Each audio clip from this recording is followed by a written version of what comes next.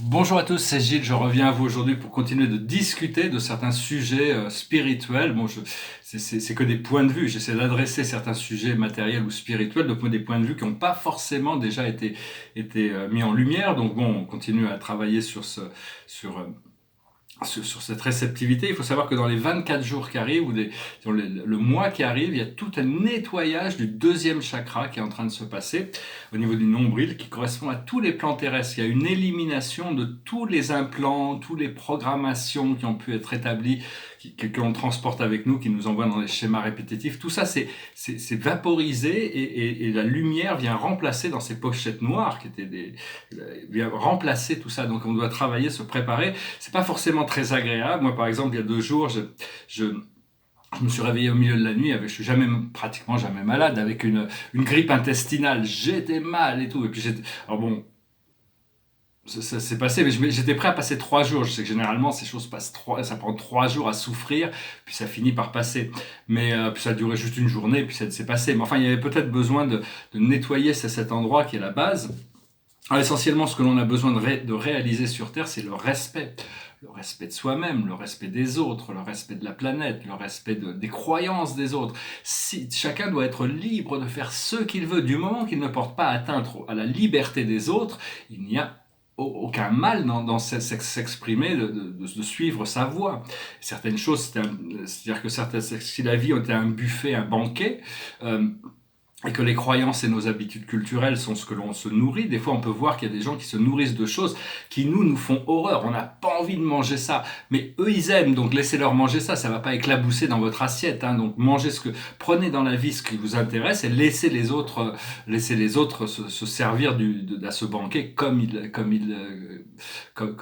le souhaitent, hein. Il y a vraiment cette liberté qui a été donnée pour pouvoir choisir toutes ces choses. Et donc, c'est vraiment, mais bon, arriver à ce respect, le respect de l'environnement, le respect de soi-même. Actuellement, il y a toutes ces mémoires qui sont en train de revenir d'incarnations qu'on a eues sur d'autres planètes du système solaire. Bon, on a eu dans d'autres systèmes solaires, mais dans ce système solaire, il y a un grand nombre de civilisations qui sont inconnues parce qu'ils sont invisibles au monde, ils sont plus dans le monde physique, ils ont évolué au-delà de ça, donc ils sont notre instrumentation matérielle. Quand on arrive sur ces planètes, on a l'impression qu'elles sont désertes, qu'il n'y a rien dessus, alors qu'en réalité, c'est juste que la fréquence des instruments et notre fréquence vibratoire n'est pas assez élevée pour les voir, mais mais il y a toutes sortes de planètes et de lunes aussi où il y a des civilisations très importantes, où on a eu des incarnations, de la famille, des amis. Et il y a toute cette mémoire. Bientôt, on va pouvoir reconnecter à toute cette conscience du système solaire et toutes ces civilisations. Hier, par exemple, je me suis projeté sur Vénus et puis j'ai vu des milliers de gens en train de me saluer. Ouais, c'était une sorte de grande fête pleine de lumière. J'ai pas pu vraiment rester, mais enfin, ça m'a fait plaisir de les revoir. Et Vénus est une civilisation très, très, très avancée, hein. Ils sont dans la 9e dimension. C'est une planète très peuplée, mais magnifique.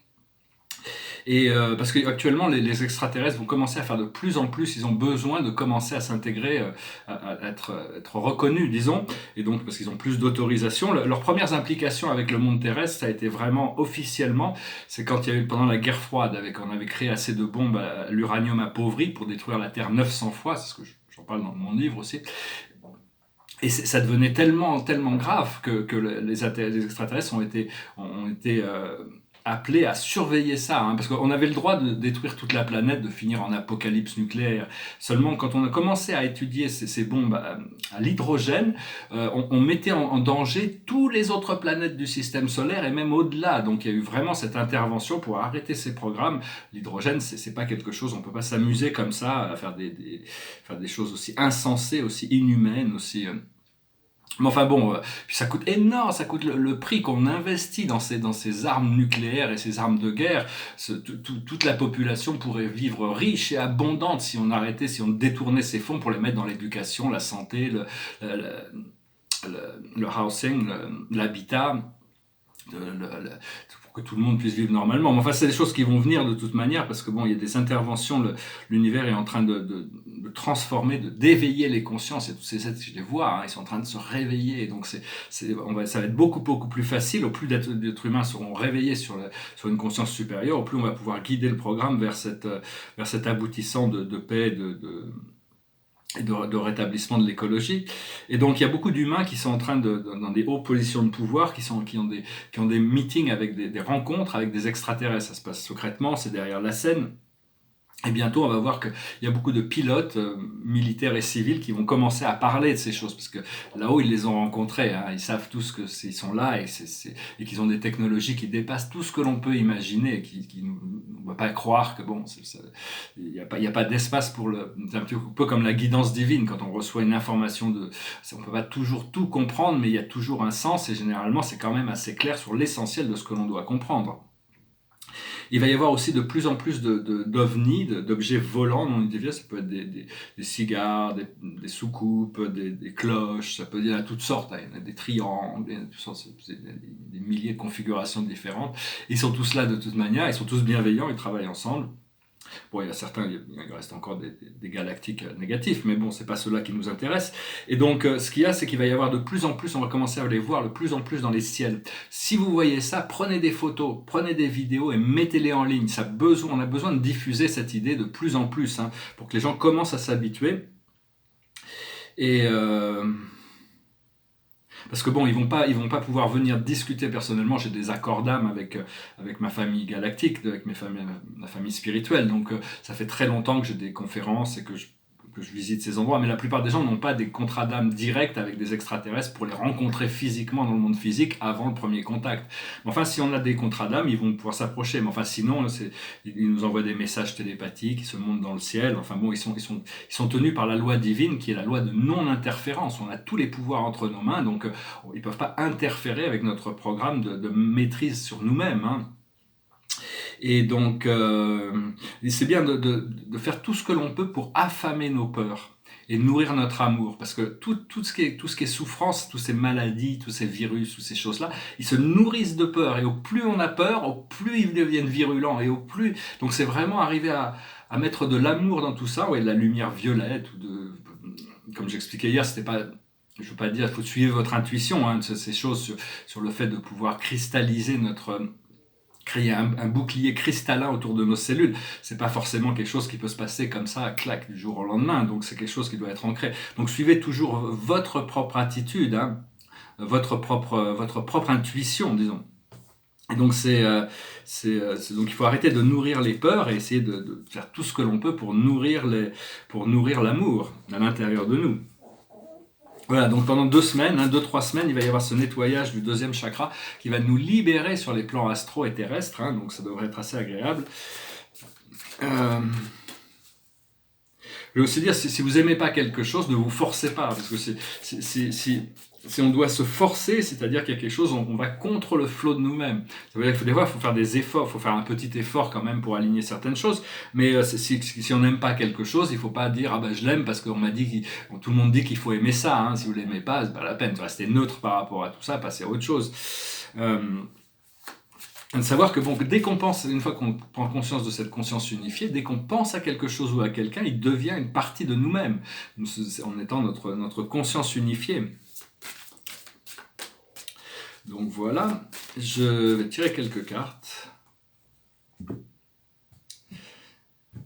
Alors le passé, c'est aller loin, c'est-à-dire on s'est préparé pour un marathon, on sait que ça va être long, et on sait que, mais bon, il y a des étapes qui nous permettent de trouver des points de stabilité, des paliers, disons. Et là où on en est actuellement, c'est ici maintenant. C'est vraiment l'habilité de lâcher prise de vivre un moment à la fois, lâcher prise sur les projections ou sur le passé et le futur, hein, Et le futur, c'est la co-création, c'est une carte très puissante de co-création avec l'univers, d'imagination, de pouvoir créatif, de pouvoir exprimer ses passions, de pouvoir développer toute notre créativité. La chose sur laquelle on travaille, c'est la paix. Accepter le fait qu'on puisse être en paix et que rien ne puisse nous détourner de cette paix. Et l'aboutissant, ça va être la réparation. Il y a toute chose, une fois qu'on va prendre conscience, on va devenir lucide de tous les éléments de notre vie, on va pouvoir commencer à réparer toutes ces petites choses qui sont encore en déséquilibre pour pouvoir arriver à trouver plus d'équilibre encore. Alors, oui, je voulais aussi... bon, parce que bon... L'idée, c'est par rapport à toutes ces choses du monde terrestre, ces choses du monde spirituel, il n'y a pas trop il peut y avoir des controverses sur les croyances des uns et des autres. Mais sur les choses du monde terrestre, il y a toujours une controverse, hein, c'est toujours, parce que c'est des sujets qui peuvent être controversés. Et donc il faut toujours suivre son intuition. J'ai regardé, je parlais du coronavirus dans les marchés boursiers de la bière Corona. Elle n'a pas encore profité de cette publicité. Un autre, si ce problème continue à durer un peu, les crypto-monnaies aussi devraient profiter de ça. Mais enfin, en essence, je pense qu'ils vont, pour amusement de parler de ça, c'est que pourquoi Corona va profiter de cette publicité? C'est parce que dans le monde publicitaire, j'ai étudié quand j'étais jeune, j'ai fait une école de publicité avant de rentrer dans les beaux-arts. Et enfin, je n'ai pas appris ça à l'école, mais enfin, c'est quelque chose qui est connu. C'est-à-dire que dans la publicité, il y a le principe de récupération. C'est-à-dire si par exemple, je suis directeur d'une marque de fast-food et qu'il y a un autre fast-food qui pendant 6 mois nous balance une publicité avec une chèvre et un âne. Et qui passe par, mais au bout d'un moment, il est obligé d'arrêter sa publicité. Et c'est là qu'une autre chaîne de fast-food va trouver une autre manière d'utiliser une chèvre et un âne, et tous les gens ont oublié l'autre publicité, mais ils vont récupérer tout ça. Et donc bon, il y a tout ce procédé de récupération. Je sais pas pourquoi ça me passait par la tête. Bon, je veux aussi dire que bon, il y a tout... il y a quand même la preuve des existences extraterrestres sont quand même assez évidentes. Toutes les pyramides ont été créées par des extraterrestres grâce au principe de l'antigravité. Enfin, pas toutes, mais la plupart grâce au cristal de l'antigravité pour pouvoir les créer, sinon on n'aurait pas pu les créer. Et en dessous, c'est surtout que les pyramides ont été créées au-dessus d'énergie, de centres d'énergie. Tant qu'on n'a pas connecté ce qu'il y a sous les pyramides, on ne les comprendra pas à quoi ils servent. Mais tout ça, ça va revenir dans la conscience. Et je regardais aussi par rapport, bon, c'est un peu controversé, hein, ces histoires de retraite là, par exemple à la France. Bon, c'est pas la faute du gouvernement, hein, je veux pas dire ça parce que c'est pas eux qui ont créé ce système. Mais pour moi, ce système à points de retraite comme on l'utilise en France, c'est quelque chose qui est illégal en finance. Ça s'appelle de la cavalerie, une pyramide de Ponzi. On prend de l'argent aux autres pour donner et on espère qu'on pourra toujours trouver de nouvelles personnes à prendre pour pouvoir satisfaire ceux à qui on a promis de donner de l'argent. Mais de mettre tout un système de retraite dans un système aussi bancal, quel que soient les réformes que l'on fait, les pyramides de Ponzi ne fonctionnent pas. Donc il va falloir vraiment trouver un moyen de sécuriser toutes les pensions pour arriver à revenir à un système qui est fonctionnel, hein, éventuellement. Enfin, c'est pas facile parce que je suis pas en train, je regarde même pas ça de trop près parce que bon, ça m'intéresse pas plus que ça, mais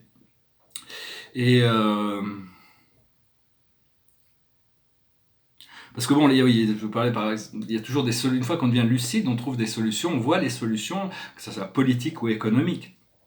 Elles sont assez simples, elles sont évidentes parfois même. Mais seulement c'est l'implémentation. Comment on arrive à les implémenter? Parce que l'implémentation d'une réforme passe par l'éducation, le fait que la population peut l'accepter, l'intégrer et l'appliquer. Donc il faut que la majorité puisse comprendre le sens des choses pour qu'on puisse tous s'avancer dans la direction qui est voulue. Mais enfin, on verra tout ça en temps voulu. Je chantais une chanson, voilà, je voulais juste venir vous saluer. On a passé une journée, c'est une leap year, leap day, c'était avec le 29 février, la journée en dehors du temps. Et donc aujourd'hui on est dimanche, mais je posterai cette vidéo demain parce que je retrouverai certainement mon forfait. Si j'ai pas le temps de trouver une borne internet, je vous posterai ça demain. Et derrière moi c'est un tableau, c'est une pièce sur papier, c'est un bouquet de fleurs, je le trouve assez original, il est unique, il est fort, il est intense. Les fleurs sont autocontenues, ouais, il y a un petit côté abstrait quand même. Et ici c'est un tableau, ça s'appelle D'après Manet, c'est le déjeuner sur l'herbe.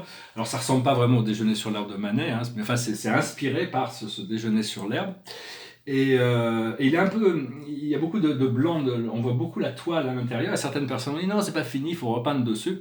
Je dis, prenez le temps de regarder, c'était un petit peu comme quand Gauguin disait à Van Gogh, tu peins trop vite. Et Van Gogh lui répondait, non, tu regardes trop vite, prends le temps de regarder, tu verras, c'est pas moi qui peins trop vite, c'est toi qui prends pas le temps de regarder ce que j'ai fait. Et donc, enfin bon, il est très stable, tout tourne autour de cette femme-là qui a ce regard et toute cette énergie. Bon, j'ai rajouté le soleil, la mer. Bon, c'est un tableau assez agréable. Là, je ne suis pas sûr de vouloir le retravailler. Et donc, je vais finir avec une chanson qui me repassait par la tête. Je l'ai chantée l'autre jour, mais c'est une chanson très spirituelle. C'est chantée par Jennifer Warner et Joe Cooker. It was like this. Who knows what tomorrow brings in a world few hearts survive. All I know is the way I feel. When it's real, I keep it alive. The road is long. There are mountains in our way, but we climb a step every day. Love lifts us up where we belong, where the eagles cry on a mountain high. Love lifts us up where we belong, far from the world below, up where the clear winds blow. Some hang on to what used to be, live their life looking behind. All we have is here and now, all our life out there to find. The road is long, there are mountains in our way, but we climb a step every day. Love lifts us up where we belong, where the eagles cry on a mountain high. Love lifts us up where we belong, far from the world we know, where the clear winds blow. Time goes by, no time to cry. Life's you and I, alive today. Love lifts us up where we belong, where the eagles cry on a mountain high. Love lifts us up where we belong, far from the world we know, where the clear winds blow. Life lifts us up where we belong. Une super chanson de Will Jennings. Et donc voilà, c'est une chanson très spirituelle. Il y a toujours tous les jours, il y a des montagnes sur notre chemin, mais on arrive à passer une marche un peu tous les jours, et que l'amour nous élève au-dessus des montagnes où les aigles crient, où on devrait être déjà, où notre véritable nature réside au-delà, au-dessus des choses. Alors la situation de la journée, c'est le 5 de Michael. La situation actuelle ne vous apporte rien de bon. Ne prenez pas trop les choses à cœur. Prenez du recul. Donc c'est vraiment, on est en train de finir un cycle. Donc il faut vraiment prendre du recul, laisser passer les choses. Il y a ces 2-3 semaines où il y a ce nettoyage de la base et du deuxième chakra. Donc prenez le temps. Prenez le temps d'être patient, et prenez le temps d'être patient. Il va falloir que je me rase la tête. Là, je vais chercher un coiffeur. L'esprit m'a dit de me raser la tête. Raser la tête. Je dis, bon, ça pris quand même plusieurs mois pour me laisser pousser un peu, porter des cheveux, c'est pas désagréable. Et je me dis, mais pourquoi je dois me laser la tête? Ils m'ont dit que ça va me faire avancer plus vite. Donc, ouais, je vais pas contrarier l'esprit. Je vais le faire. Voilà, je vous salue. Je vous souhaite une excellente journée, une excellente semaine. Je vous dis à bientôt. Namasté.